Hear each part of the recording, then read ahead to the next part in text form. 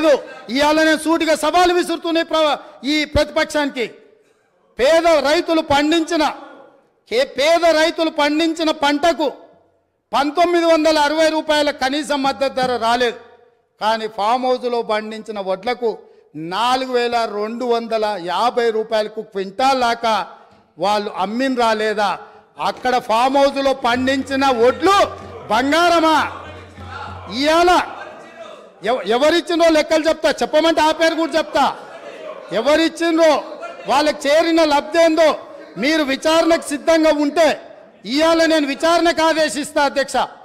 మీరు ఫామ్ హౌస్లో పండించిన వడ్లు 4250 రూపాయలకు ప్రైవేటు కంపెనీల మెడ మీద కత్తి పెట్టి మీరు మీ వడ్లు తౌడులాగా పండించిన వడ్లకేమో 4250 రూపాయలు గిట్టుబాటు ధరిస్తారా?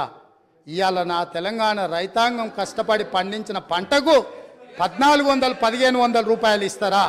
ఇదేనా మీరు రైతులకు ఇచ్చే సందేశం అని నేను అడుగుతున్నా. ఇదేనా మీరు రైతులను ఆదుకున్నది?